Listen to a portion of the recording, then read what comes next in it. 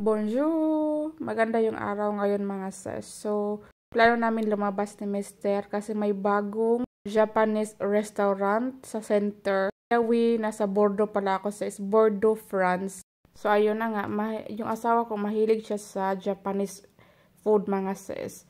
Gustong-gusto ni Mister yung culture, yung food, especially yung game. Kasi Japanese talaga mahilig sa game, diba mga manga. Yan din yung hilig ng asawa ko. So ngayon, napunta na pala tayo sa sa restaurant. Yan yung one of the tourist spot here in Bordeaux. Napakaganda nito sis. Yung tawag is Place du Lavors. Ipapasyal ko kayo dito next time kasi yan lang yung video na nakuha ko. So ito na yung restaurant na sinasabi ko. Yung pangalan niya Ishin.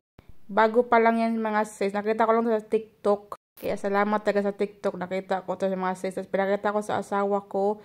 Sabi niya, try natin agad-agad. So, ayun na nga, pumunta na kami dito. Tapos, pagpasok ko mga sis, tingnan mo naman. Feel Japan talaga.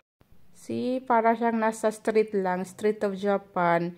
Yung mga stall-stall, tapos kakain ka lang sa labas. Ganon. Super cozy. Tapos, ang daming tao ngayon.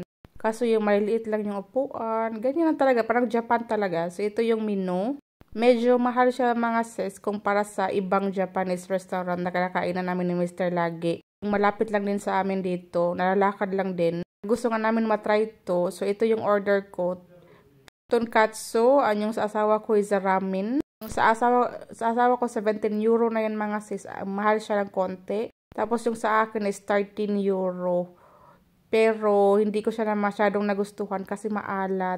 Naaalatan ako mga sis. So, ito na nga. Si Mr. na lang yung kumain sa tirak. Kami ng bowl. So, ito, pauwi na kami. See you again next time. Bye!